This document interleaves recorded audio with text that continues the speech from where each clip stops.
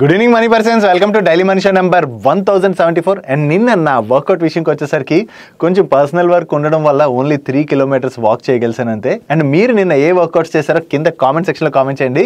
And ఈరోజు daily money షోలోని చాలా important updates ఉన్నాయి, 1 by 1 క్విక్గా డిస్కస్ చేసేద్దాం. ముందుగా మార్కెట్ అప్డేట్ చూసినట్లయితే ఈ రోజు సెషన్లో సెన్సెక్స్ 636 పాయింట్స్ కరెక్ట్ అయ్యి 80,737 పాయింట్స్ కి క్లోజ్ అయినట్లయితే నిఫ్టీ 174 పాయింట్స్ కరెక్ట్ అయ్యి 24,542 పాయింట్స్ కి క్లోజ్ అయింది. అండ్ ఈ రోజు సెషన్లో మిడ్ క్యాప్ ఇండెక్స్ 0.42% కరెక్ట్ అయినట్లయితే small cap index almost flat గా క్లోజ్ అయింది. అండ్ బ్యాంక్ నిఫ్టీ 0.54% కరెక్ట్ అయింది. ఈ రోజు కూడా మన మార్కెట్ లోని ప్రెషర్ అయితే కంటిన్యూ అయింది. రీజన్స్ ఆల్రెడీ నిన్న మనం మాట్లాడుకున్నాం కదా. రష్యా అండ్ ఉక్రెయిన్ మధ్య వార్ అయితే మళ్ళీ ఎప్పుడైతే ఇంటెన్సిఫై అయిందో దాంతో గ్లోబల్ మార్కెట్స్ అన్నిటిలో కూడా కొంతవరకు వాలటాలిటీ కనపడుతున్నది. సో దీంతోనే మన మార్కెట్స్ లో కూడా కొంతవరకు ప్రెషర్ అయితే చూస్తున్నాం. కాకపోతే ఈ వీక్ లో రేపటి నుంచే ఆర్బీఐ మీటింగ్ అయితే స్టార్ట్ అవబోతుంది. ఈసారి కూడా RBI 25 basis points rate cut చేయొచ్చు అని చెప్పి మార్కెట్ లోని ఎక్స్పెక్టేషన్స్ అయితే బిల్డ్ అవుతున్నాయి. సో రీసెంట్ గా ఆర్బీఐ యొక్క యాక్షన్స్ మనం చూసినట్లయితే కంటిన్యూస్ గా మార్కెట్ కి సపోర్ట్ అయ్యే విధంగా వాళ్ళ డిసిషన్స్ అయితే ఉన్నాయి. అంటే మార్కెట్ లోని లిక్విడిటీని పంప్ చేసే విధంగా వాళ్ళ డిసిషన్స్ అయితే ఉన్నాయి. సో ఈసారి కూడా ఆర్బీఐ రేట్ కట్ చేస్తుందా లేదా అనేది మనం చూడాలి. దాంతో పాటుగా ఆర్బీఐ దగ్గర నుంచి వచ్చేటువంటి కామెంటరీని కూడా మనం ఫాలో అవడం చాలా ఇంపార్టెంట్. ఈ ఆర్బీఐ మీటింగ్ యొక్క అవుట్కమ్ మనకి ఫ్రైడే రోజు మార్కెట్ టైంలోనే వస్తుంది. సో ఈ ఆర్బీఐ మీటింగ్ అయితే ట్రాక్ చేయడం చాలా ఇంపార్టెంట్. నెక్స్ట్ అదానీ గ్రూప్ పైన మరొకసారి యుఎస్ కన్ను పడినట్లుగా వాల్ స్ట్రీట్ జర్నల్ వాళ్ళు అయితే రిపోర్ట్ చేస్తున్నారు. అసలు అదానీ గ్రూప్ పైన యుఎస్ కన్ను పడడానికి ఉన్నటువంటి రీజన్ ఏంటంటే యాక్చువల్లీ కొన్ని రోజుల క్రితం డొనాల్డ్ ట్రంప్ ఇరాన్ పైన వేరియస్ శాంక్షన్స్ అయితే విధించారు కదా. ఇరాన్ నుంచి ఆయిల్ అండ్ గ్యాస్ ఎవరైనా ఇంపోర్ట్ చేసుకున్నట్లయితే వాళ్ళ పైన సెకండరీ టారిఫ్స్ అయితే పడతాయని చెప్పి ఆయన దగ్గర నుంచి అనౌన్స్మెంట్ రావడం జరిగింది. కాకపోతే దాని తర్వాత కూడా అదానీ గ్రూప్ అయితే వీళ్ళ ముంద్రా పోర్ట్ ఉన్నది కదా, ఈ ముంద్రా పోర్ట్ నుంచి ఇరానియన్ ఎల్పీజీని ఇండియాలోకి ఇంపోర్ట్ చేశారని చెప్పి యుఎస్ డిపార్ట్మెంట్ ఆఫ్ జస్టిస్ వాళ్ళు అదానీ గ్రూప్ పైన ఇన్వెస్టిగేషన్ అయితే కండక్ట్ చేస్తున్నట్లుగా ఈ వాల్ స్ట్రీట్ జర్నల్ వాళ్ళు అయితే రిపోర్ట్ చేయడం జరిగింది. కాకపోతే దానికి అదానీ గ్రూప్ కూడా రెస్పాండ్ అవుతూ మేమైతే ఇరాన్ నుంచి ఎటువంటి ఎల్పీజీని కూడా ఇంపోర్ట్ చేసుకోలేదని చెప్పి వాళ్ళు క్లారిఫికేషన్ రిలీజ్ చేశారు. ఈవెన్ అదానీ గ్రూప్ కి చెందినటువంటి పర్సన్ కూడా దీని రిలేటెడ్ గా మాట్లాడుతూ వాల్ స్ట్రీట్ జర్నల్ ఏదైతే షిప్మెంట్ ని రిఫర్ చేస్తుందో దాని రిలేటెడ్ గా వీళ్ళ దగ్గర అన్ని రకాల డాక్యుమెంట్స్ కూడా ఉన్నాయని, అండ్ ఇది third party logistic partner routine commercial transaction ఏదైతే జరిగిందో దానిలో భాగంగానే జరిగింది. అండ్ దీని రిలేటెడ్ గా సపోర్టింగ్ డాక్యుమెంట్స్ కూడా ఉన్నాయి. అండ్ అలాగే ఇది ఓమన్ పోర్ట్ ఆరిజిన్ కి చెందినటువంటి ట్రాన్సాక్షన్. సో దాని రిలేటెడ్ గా కంప్లీట్ డాక్యుమెంట్స్ కూడా ఉన్నట్టుగా వీళ్ళైతే కామెంట్ చేయడం జరిగింది. సో యుఎస్ డిపార్ట్మెంట్ అయితే ఇప్పుడు అదానీ గ్రూప్ పైన ఇన్వెస్టిగేషన్ కండక్ట్ చేస్తుంది అంటున్నారు కదా. ఫైనల్లీ ఏం జరుగుతుందో చూడాలి. ప్రీవియస్ గా ఒకసారి మీకు గుర్తున్నట్లయితే ఈ Adani group power supply contracts ని విన్ అయ్యేందుకు గాను కొంతమందికి లంచాలు ఇచ్చినట్లుగా అండ్ దీనిపైన ఇన్వెస్టిగేషన్ జరుపుతున్నట్లుగా యుఎస్ అయితే అనౌన్స్ చేయడం జరిగింది కదా. ఇంకా ఆ కేసు రిలేటెడ్ గా కొంతవరకు నడుస్తూనే ఉన్నది. ఇప్పటికైతే కామప్ అయింది కానీ ఇంకా అదైతే నడుస్తుంది. సో అగైన్ ఇప్పుడు అదానీ గ్రూప్ రిలేటెడ్ గా అలిగేషన్స్ అయితే వస్తున్నాయి కదా. ఒకవేళ అదానీ గ్రూప్ ఈ తప్పు చేసిందని బయటపడింది అనుకోండి, అంటే ఇరాన్ ఆయిల్ అది వీళ్ళు ఇంపోర్ట్ చేసుకున్నారని చెప్పి ఏదైనా బయటపడింది అనుకోండి, అగైన్ యుఎస్ వీళ్ళపైన అయితే ఏమైనా యాక్షన్స్ అవి తీసుకునేటువంటి అవకాశాలు ఉన్నాయి. Next RBI 2 years before digital రూపీని అయితే లాంచ్ చేసింది కదా. ఈ డిజిటల్ రూపీ 2023 లోని ఈ డిజిటల్ రూపీ యొక్క రీటైల్ వాల్యూ 2023 మార్చ్ నాటికి 5.7 crores ఉంటే అది 2025 మార్చ్ కి 1016 crores కి పెరిగింది. అంటే ఆల్మోస్ట్ 180 times పెరిగింది.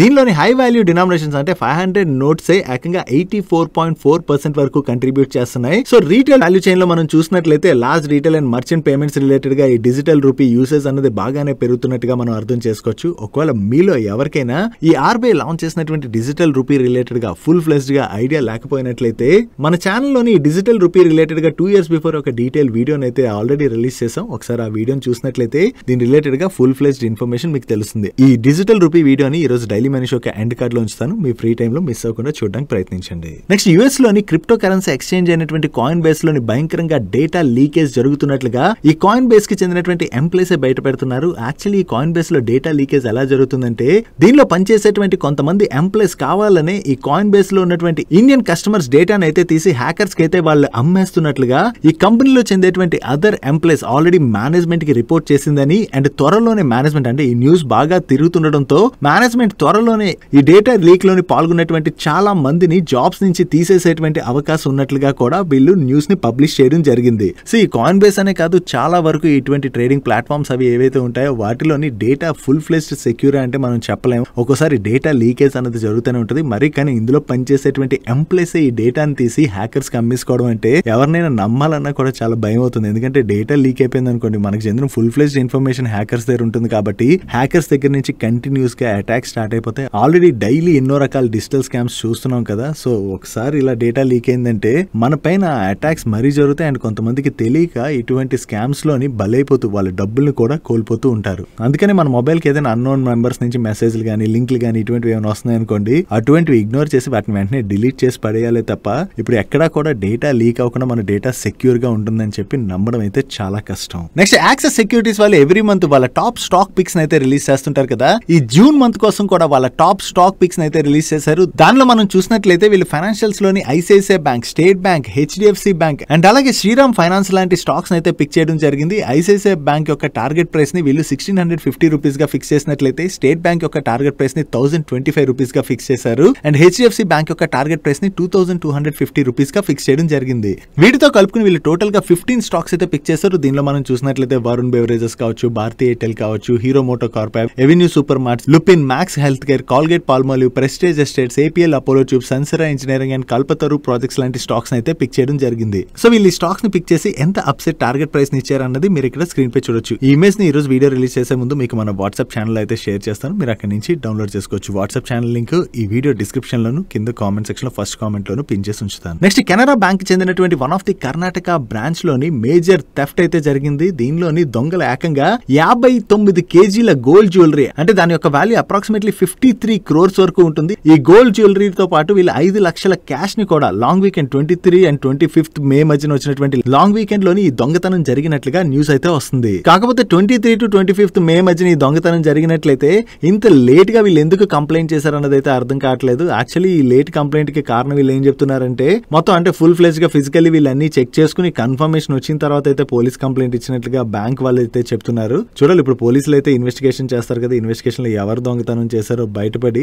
పోయినటువంటి డబ్బు నగలు దొరికాయి అనుకోండి ఫైన్. ఒకవేళ దొరకలేదు అనుకోండి అది మనం కొంతవరకు కెనరా బ్యాంక్ రిలేటెడ్ నెగిటివ్ గా చూడొచ్చు. ఎందుకంటే అంత లాంగ్ ప్రొసీజర్, అంటే ఎప్పుడో దొంగతనం జరిగితే వీళ్ళు ఇంత లేట్ గా కంప్లైంట్ ఇవ్వడం ఏంటి. ఒకసారి కస్టమర్స్ ఇలా జరిగింది అనుకోండి వీళ్ళ మీద ఉన్నటువంటి నమ్మకాన్ని కోల్పోతారు కదా. రేపు పొద్దున ఎవరైనా వీళ్ళ లాకర్స్ లో అది గోల్డ్ పెట్టుకోవాలని డబ్బులు పెట్టుకోవాలని నమ్మి పెట్టుకుంటారా? పెట్టుకోరు కదా. సో అందుకని ఎప్పుడైనా ఇష్యూస్ జరగవని కాదు, ఇష్యూస్ ఎక్కడైనా కూడా జరుగుతుంటే జరిగిన వెంటనే పోలీస్ కంప్లైంట్ ఇవ్వడం కూడా చాలా ఇంపార్టెంట్. డైలీ మార్కెట్ లో వచ్చేటువంటి ఇటువంటి ఇంపార్టెంట్ ఇన్ఫర్మేషన్ ని మీతో డీటెయిల్ గా షేర్ చేయడానికి మన టీం పెడుతున్నటువంటి ఎఫర్ట్స్ వీడియో చూస్తున్న ఏ పాయింట్ ఆఫ్ టైం లో అయినా మీకు హెల్ప్ఫుల్ అయినట్లయితే మన వీడియోని మర్చిపోకుండా లైక్ చేయడానికి ప్రయత్నించండి. అండ్ మీరు ఇదే ఫస్ట్ టైం మన మనీపర్ ఛానల్కి వచ్చినట్లయితే మా నుంచి వచ్చేటువంటి ఇంట్రెస్టింగ్ వీడియోస్ ని రెగ్యులర్ గా ఫాలో అవడానికి మన ఛానల్ ని సబ్స్క్రైబ్ చేసుకుంటూ పక్కన ఉన్న బెల్ ఐకాన్ లోని ఆల్ నోటిఫికేషన్స్ యాక్టివేట్ చేసుకోండి.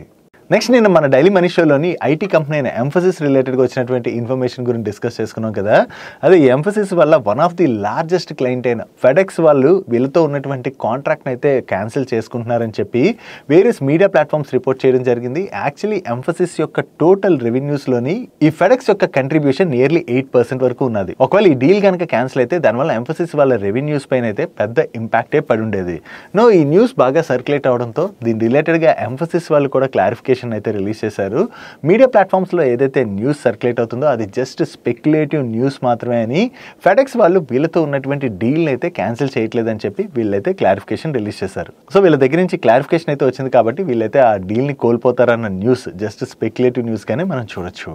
Next integrated transmission and distribution and pole manufacturing and supply చేసేటువంటి ట్రాన్స్రైల్ లైటింగ్ వాళ్ళ రిలేటెడ్ ఒక ఇంపార్టెంట్ అప్డేట్ ఉన్నది. వీళ్ళు కొత్తగా 534 crores వర్త్ ఫ్రెష్ ఆర్డర్స్ అయితే విన్ అయ్యారు. ఈ ఆర్డర్స్ తో కలుపుకుని ఫైనాన్షియల్ ఇయర్ 26లోని వీళ్ళు టోటల్ గా 1600 crores వరకు ఆర్డర్స్ అయితే విన్ అయినట్టుగా వీళ్ళ మేనేజ్మెంట్ అప్డేట్ చేస్తుంది. సో వీళ్ళు ఇలా కంటిన్యూస్ గా ఆర్డర్స్ విన్ అవుతుండడంతో వీళ్ళ ఆర్డర్ బుక్ కూడా స్ట్రాంగ్ గా గ్రో అవుతుంది. కాబట్టి ఇది ట్రాన్స్రైల్ వాళ్ళ రిలేటెడ్ గా మనం పాజిటివ్ గా చూడొచ్చు. నెక్స్ట్ బయోకాన్ వాళ్ళ రిలేటెడ్ ఒక పాజిటివ్ అప్డేట్ ఉన్నది. ఈ బయోకాన్ వాళ్ళకి చెందినటువంటి టైప్ 2 డయాబెటీస్ ట్రీట్మెంట్లో యూస్ చేసేటువంటి డ్రగ్ అయిన లిరాగ్లూటైడ్కి central drug standard control organisation వాళ్ళ దగ్గర నుంచి అయితే అప్రూవల్ వచ్చినట్టుగా వీళ్ళు షేర్ చేస్తున్నారు. సో CDSCO దగ్గర నుంచి అప్రూవల్ వచ్చింది కాబట్టి ఈ డ్రగ్ని వీళ్ళు మ్యానుఫ్యాక్చర్ చేసి మన ఇండియాలో అయితే సేల్ చేయొచ్చు. సో జనరల్లీ మనం చూసినట్లయితే డయాబెటీస్ పేషెంట్స్ అయితే కంటిన్యూస్గా పెరుగుతూనే ఉన్నారు కదా. సో ఈ డయాబెటీస్ ట్రీట్మెంట్లో యూస్ చేసేటువంటి డ్రగ్స్ ఏవైతే ఉంటాయో వాటి యొక్క యూసేజ్ కూడా భయంకరంగా పెరుగుతున్నది. కాబట్టి ఈ డ్రగ్ రిలేటెడ్గా అప్రూవల్ రావడం బయోకాన్ వాళ్ళ రిలేటెడ్గా మనం పాజిటివ్గా చూడొచ్చు. Next Aptus value housing finance stock లో మార్నింగ్ నుంచి చాలా ప్రెషర్ కనపడింది కదా. దానికి రీజన్ ఈ యాప్టెస్ వాల్యూ హౌసింగ్ ఫైనాన్స్ లోని వీళ్ళ ప్రమోటర్స్ ఈ రోజు సెషన్ లో బ్లాక్ డీల్ లో నియర్లీ 9.8% స్టేక్ సెల్ చేయొచ్చు అని చెప్పి నిన్న నైట్ న్యూస్ అప్డేట్స్ వచ్చాయి.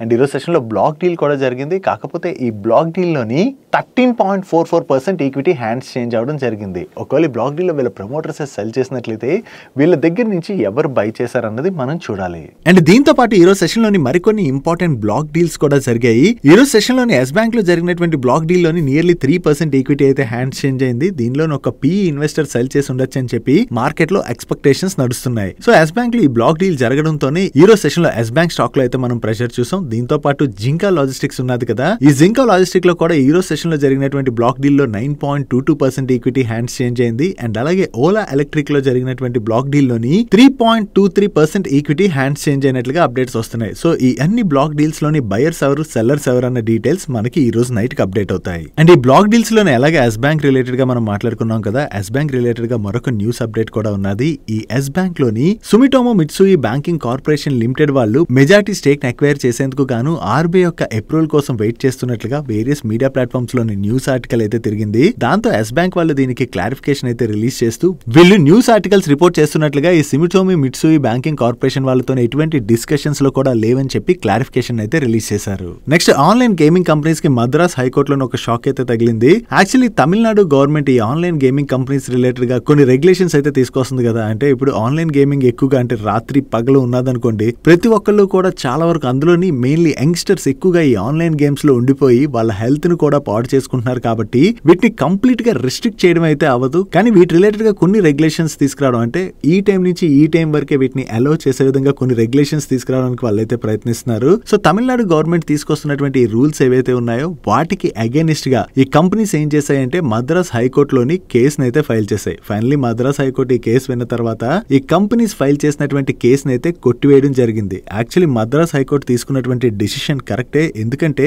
యంగ్ జనరేషన్ చూస్తుంటే ఎప్పుడు కూడా మొబైల్లో అలా ఉంటున్నారు. దట్టు ఈ ఆన్లైన్ గేమింగ్ ఏదైతే ఉన్నదో అది వాళ్ళని ఫైనాన్షియల్లీ ఇంపాక్ట్ చేయడమే కాకుండా వాళ్ళ హెల్త్ ను కూడా ఇంపాక్ట్ చేస్తుంది. కాబట్టి ఇటువంటి రిస్ట్రిక్షన్స్ తమిళనాడులోనే కాదు ప్రతి ఒక్క చోట కూడా తీసుకొస్తే అట్లీస్ట్ మన యంగ్ జనరేషన్స్ ని మనం కొంతవరకు కాపాడుకున్న వాళ్ళం అవుతాం. వీటి రిలేటెడ్ గా మీరేమనుకుంటున్నారో మీ ఒపీనియన్ ని కింద కామెంట్ సెక్షన్ లో షేర్ చేయడానికి ప్రయత్నించండి. నెక్స్ట్ ఈ రోజు సెషన్ లోని వోడాఫోన్ ఐడియా రిలేటెడ్ గా మార్కెట్ లోని ఒక చిన్న కన్ఫ్యూజన్ అయితే క్రియేట్ అయింది. ఈ రోజు మార్నింగ్ CNBC వాళ్ళ సోర్సెస్ ద్వారా తెలిసినటువంటి ఇన్ఫర్మేషన్ ప్రకారం Vodafone Idea AGR dues related గా మీ అందరికి ఐడియా ఉన్నది కదా, ఈ AGR డ్యూస్ రిలేటెడ్ గా కొంత రిలాక్సేషన్ ఇవ్వాలని చెప్పి వీళ్ళు సుప్రీంకోర్టులో అప్పీల్ చేసుకున్నారు. కానీ సుప్రీంకోర్టు ఆ కేసును అయితే కొట్టివేసేసింది. సో సుప్రీంకోర్టు ఆ కేసు కొట్టివేయడంతో వీళ్ళు అగైన్ గవర్నమెంట్ అయితే అప్రోచ్ అయ్యారని, బట్ గవర్నమెంట్ దగ్గర నుంచి వీళ్ళకి ఎటువంటి రిలీఫ్ కూడా లభించకపోవచ్చు అని చెప్పి CNBC వాళ్ళు అయితే షేర్ చేశారు. దాని తర్వాత NDTV ప్రాఫిట్ వాళ్ళ దగ్గర నుంచి ఈవినింగ్ మరొక అప్డేట్ వచ్చింది. ఒకవేళ వోడాఫోన్ ఐడియాకి AGR రిలీఫ్ గానీ ఇవ్వలేదు అనుకోండి, వోడాఫోన్ ఐడియా కొలాప్స్ అయిపోయేటువంటి ప్రమాదం ఉన్నది కదా. వాళ్ళు ఈవెన్ 2026 వరకే వాళ్ళ ఆపరేషన్స్ అయితే రన్ చేయగలం, అదర్వైజ్ మేము రన్ చేయలేం గవర్నమెంట్ నుంచి సపోర్ట్ లేకపోతే అని చెప్పి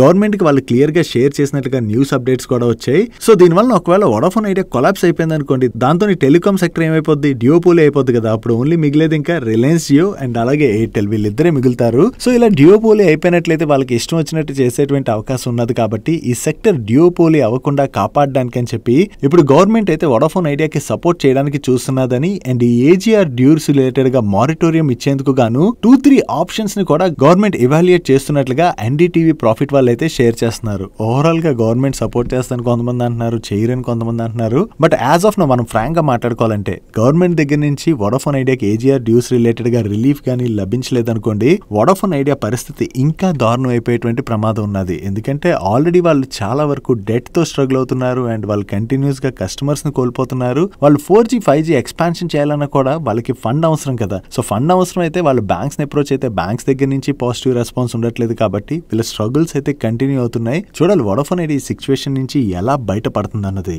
నెక్స్ట్ సన్ ఫార్మా వాళ్ళ రిలేటెడ్ ఒక ఇంపార్టెంట్ అప్డేట్ అయితే వచ్చింది. ఈ సన్ ఫార్మా వాళ్ళకి చెందినటువంటి హలోల్ మ్యానుఫ్యాక్చరింగ్ ఫెసిలిటీలోని US FDA వాళ్ళు సర్ప్రైజ్ ఇన్స్పెక్షన్ అయితే నిర్వహిస్తున్నట్లుగా CNBC వాళ్ళు వాళ్ళ సోర్సెస్ ద్వారా తెలిసినటువంటి ఇన్ఫర్మేషన్ అయితే షేర్ చేస్తున్నారు. ప్రీవియస్ గా ఈ హలోల్ ఫెసిలిటీలోని 2022 మేలోని ఇన్స్పెక్షన్ అయితే కండక్ట్ చేయడం జరిగింది. అండ్ దాని తర్వాత ఈ హలోల్ ఫెసిలిటీకి US FDA దగ్గర నుంచి వార్నింగ్ లెటర్ కూడా వచ్చింది. ఇప్పుడు సడన్ గా ఈ సర్ప్రైజ్ ఇన్స్పెక్షన్ ఎందుకు కండక్ట్ చేస్తున్నారు అన్నది మనకు తెలియదు. సో ఇన్స్పెక్షన్ జరిగిన తర్వాత అవుట్కమ్ ఏమొస్తుంది అన్నది మనం చూడాలి. ఒకవేళ ఈ ఇన్స్పెక్షన్ లో వీళ్ళకి ఏమైనా అబ్జర్వేషన్స్ అవి వచ్చాయనుకోండి, అది సన్ ఫార్మా వాళ్ళ రిలేటెడ్ గా నెగిటివ్ కానుంది. నెక్స్ట్ ఈసారి ఈసారి మన కంట్రీలోని వర్షాలు కొంచెం త్వరగానే వచ్చేసాయి కదా. యాక్చువల్లీ మన కంట్రీలోని వేరియస్ పార్ట్స్ లో జూన్ మంత్ లోని వర్షాలు పడడం మెల్లగా స్టార్ట్ అవుద్ది. కానీ ఈసారి మే మంత్ ఎండింగ్ నుంచి వేరియస్ పార్ట్స్ లోని వర్షాలు అయితే స్టార్ట్ అయిపోయి. సో జనరలీ వర్షాలు పడినప్పుడు ఏమవుతుంది, కన్స్ట్రక్షన్ యాక్టివిటీస్ కొంతవరకు తగ్గుతాయి కాబట్టి సిమెంట్ డిమాండ్ అన్నది తగ్గుతుంది. దీంతో ఇప్పుడు సిమెంట్ కంపెనీస్ అయితే ప్రైస్ కట్ చేస్తున్నట్లుగా వేరియస్ మీడియా ప్లాట్ఫామ్స్ రిపోర్ట్ చేస్తున్నాయి. దీనిలో మనం చూసినట్లయితే ఆంధ్ర అండ్ తెలంగాణలోని ఈ సిమెంట్ కంపెనీస్ 50 kg బ్యాగ్ పైన 10 రూపాయల నుంచి 20 రూపాయల వరకు కట్ చేస్తున్నట్లుగా, అండ్ తమిళనాడులో అయితే 50 kg బ్యాగ్ పైన 10 రూపాయల నుంచి 30 రూపాయల వరకు కట్ చేస్తున్నట్లుగా మీడియా ప్లాట్ఫామ్స్ అయితే రిపోర్ట్ చేస్తున్నాయి. సో కొంతవరకు డిమాండ్ తగ్గడం వల్ల ఈ ప్రైస్ కట్స్ ఏవైతే వీళ్ళు చేస్తున్నారో దానివల్ల వీళ్ళ మార్జిన్స్ అయితే ఇంపాక్ట్ అయ్యేటువంటి అవకాశం ఉన్నది.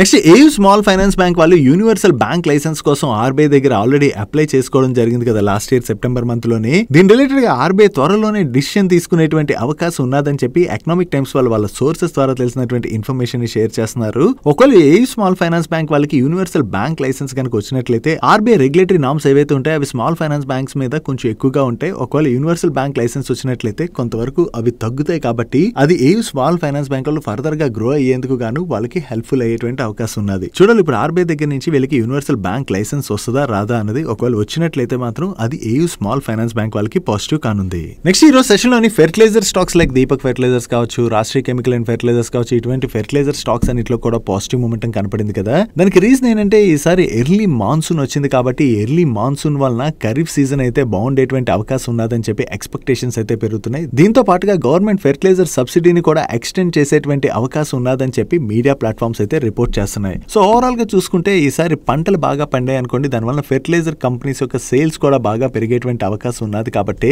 ఈ రోజు సెషన్ లో ఫెర్టిలైజర్ స్టాక్స్ లోని ఆ పాజిటివ్ మూమెంటం అయితే బిల్డ్ అయింది.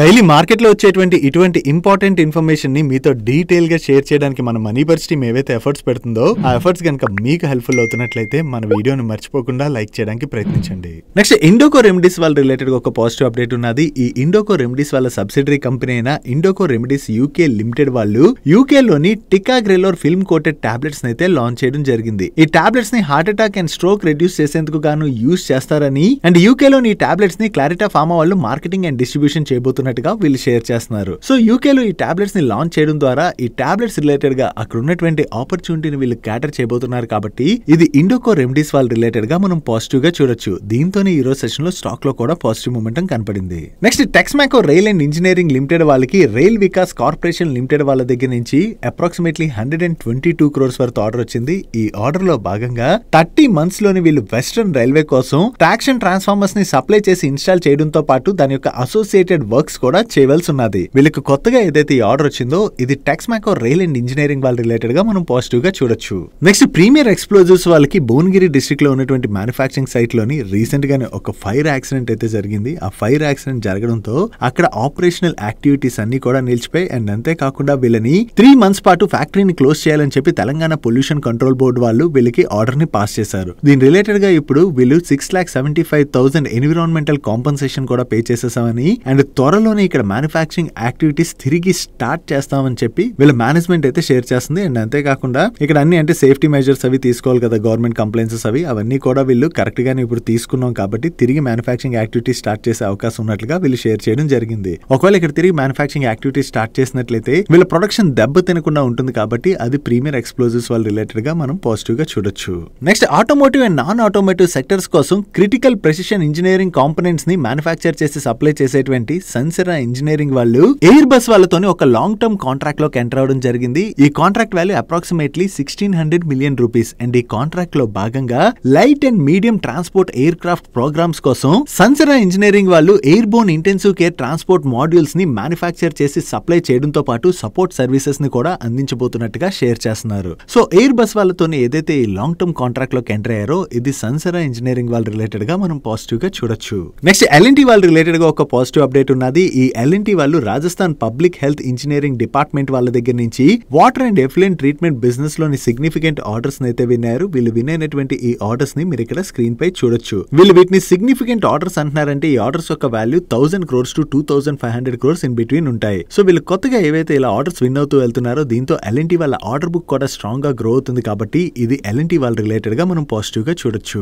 Next renewable energy solutions provide చేసేటువంటి వారి రెన్యూబుల్ టెక్నాలజీస్ లిమిటెడ్ వాళ్ళ రిలేటెడ్ గా ఒక పాజిటివ్ అప్డేట్ ఉన్నది. ఈ వారి రెన్యూబుల్ టెక్నాలజీస్ లిమిటెడ్ వాళ్ళకి one of the renewable generation company దగ్గర నుండి 300 మెగావాట్ AC 430 235 మెగావాట్ డీసీ కెపాసిటీతోని ground mounted solar power projects ని డెవలప్ చేసేందుకు గాను ఒక ఆర్డర్ అయితే రావడం జరిగింది. అండ్ ఈ order value approximately 346 crores. And ఈ ఆర్డర్ వీళ్ళు ఫైనాన్షియల్ ఇయర్ 25-26 లోనే కంప్లీట్ చేయవలసి ఉన్నది. వీళ్ళు one of the renewable generation company అని చెప్తున్నారు. కంపెనీ పేరు అయితే రివీల్ చేయలేదు, కానీ ఈ రోజు సెషన్ లోని సిఎస్సి లిమిటెడ్ వాళ్ళ దగ్గర నుంచి దీని రిలేటెడ్ గా అప్డేట్ అయితే వచ్చింది. వీళ్ళు ఏమంటున్నారంటే ఈ వారి రెన్యూబుల్ టెక్నాలజీస్ లిమిటెడ్ వాళ్ళకి రాజస్థాన్ బికనీర్ లోని ఈ సోలార్ ప్రాజెక్ట్ రిలేటెడ్ గా ఆర్డర్ అయితే ఇచ్చినట్టుగా సిఎస్సి లిమిటెడ్ వాళ్ళు అయితే అనౌన్స్ చేశారు. సో దీన్ని బట్టి సిఎస్సి లిమిటెడ్ నుంచే వారి రెన్యూబుల్ టెక్నాలజీస్ లిమిటెడ్ వాళ్ళకి ఈ ఆర్డర్ వచ్చినట్టుగా మనం అర్థం చేసుకోవచ్చు. Next various electronic products manufacture చేసేటువంటి ఎంఐసి ఎలక్ట్రానిక్స్ లిమిటెడ్ వాళ్ళకి east central railway zone Pandit Deen Dayal Upadhyaya railway division దగ్గర నుంచి ఒక ఆర్డర్ వచ్చింది. Order value approximately 1,11 lakhs. And ఈ ఆర్డర్ లో భాగంగా వీళ్ళు ప్లాట్ఫామ్ 7 లోని electronic coach indication boards provisions అయితే ఇవ్వవలసి ఉన్నది. అండ్ దీంతో పాటుగా వీళ్ళకి ఇండియన్ రైల్వేస్ దగ్గర నుంచి ఎమర్జెన్సీ లైటింగ్ యూనిట్స్ రిలేటెడ్ గా మరొక 60 lakhs ఆర్డర్స్ వచ్చినట్టుగా వీళ్ళు షేర్ చేస్తున్నారు. అంటే టోటల్ గా వీళ్ళకి ఇండియన్ రైల్వేస్ దగ్గర నుంచి 1,70 lakhs వర్త్ ఆర్డర్స్ వచ్చినట్టుగా మనం అర్థం చేసుకోవచ్చు. నెక్స్ట్ టీవీఎస్ మోటార్స్ వాళ్ళు కాడమ్ మొబిలిటీ అనేటువంటి ఒక కంపెనీతో ఎంఓయూ సైన్ చేయడం జరిగింది. ఈ కాడమ్ మొబిలిటీ అనేటువంటి company EV first fleet and infrastructure platform నో వీళ్ళు సైన్ చేసినటువంటి ఎంఓయూ లో భాగంగా ఈ కాడమ్ మొబిలిటీకి టీవీఎస్ మోటార్స్ వాళ్ళు 500 ఎలక్ట్రిక్ 3-wheelers అయితే డిప్లాయ్ చేయబోతున్నారు. అండ్ వాటిని కాడమ్ మొబిలిటీ వాళ్ళు ఈ ఫైనాన్షియల్ ఇయర్ 25-26 Q2 నుంచి ఫేజ్డ్ మేనర్ లో రోల్ అవుట్ చేయబోతున్నట్టుగా వీళ్ళు షేర్ చేయడం జరిగింది. సో ఓవరాల్ గా వీళ్ళిద్దరూ టైర్ 1 సిటీలోని క్లీన్ అర్బన్ మొబిలిటీని డ్రైవ్ చేసేందుకు గాను వర్క్ చేయబోతున్నట్టుగా టీవీఎస్ మోటార్స్ వాళ్ళ మేనేజ్మెంట్ అయితే షేర్ చేస్తుంది. నెక్స్ట్ టాటా కమ్యూనికేషన్స్ వాళ్ళ దగ్గర ఒక ఇంపార్టెంట్ అప్డేట్ వచ్చింది. వీళ్ళు నెక్స్ట్ జనరేషన్ గ్లోబల్ కనెక్టివిటీ కోసం అని చెప్పి న్యూ కేబుల్ సిస్టమ్ అయితే అన్వీల్ చేయడం జరిగింది. ఈ న్యూ సబ్మెరైన్ కేబుల్ సిస్టమ్ ని ఏషియా డైరెక్ట్ కేబుల్ కన్సోర్టియం వాళ్ళు కన్స్ట్రక్ట్ చేసినట్లుగా అండ్ దీని ద్వారా మల్టిపుల్ రూట్స్ లోని హై కెపాసిటీ డేటా ట్రాన్స్ఫర్ చేయడంతో పాటుగా సీమ్లెస్ కనెక్టివిటీని కూడా డెలివర్ చేయబోతున్నట్లుగా and various industries like financial services, e commerce, logistic లాంటి వేరియస్ సెక్టర్స్ ఉన్నాయి కదా, ఈ సెక్టర్స్ అన్ని కూడా Asia and major global hubs మధ్యన సెక్యూర్ డేటా ట్రాన్సిట్ రిలేటెడ్ గా ఇక్కడ మీకు కనపడుతున్నటువంటి వేరియస్ అడ్వాంటేజెస్ అన్నిటిని కూడా ఈ కస్టమర్స్ పొందబోతున్నట్లుగా వీళ్ళు షేర్ చేస్తున్నారు. That's it for today's daily మనిషి. ఈ రోజు డైలీ మనిషిలో మేము షేర్ చేసిన ఇన్ఫర్మేషన్ మీకు హెల్ప్ఫుల్ అయినట్లయితే ఈ వీడియోని లైక్ చేయండి. ఈ video me friends and family members helpful అవుతుంటే ఈ వీడియోని వాళ్ళకి షేర్ చేయండి. మీరు ఇదే ఫస్ట్ టైం మన మనీ పర్ ఛానల్కి వచ్చి ఛానల్ ఇంకా సబ్స్క్రైబ్ చేసుకోలేనట్లయితే ఇక్కడ ఉన్న ఛానల్ లోగో మీద క్లిక్ చేసి ఛానల్ సబ్స్క్రైబ్ చేసుకుంటూ పక్కన ఉన్న బెల్ ఐకాన్లోని ఆల్ నోటిఫికేషన్స్ యాక్టివేట్ చేసుకోండి. నేను చంద్రశేఖర్ పత్రి మరొక ఇంట్రెస్టింగ్ వీడియోతో కలుద్దాం. Good night.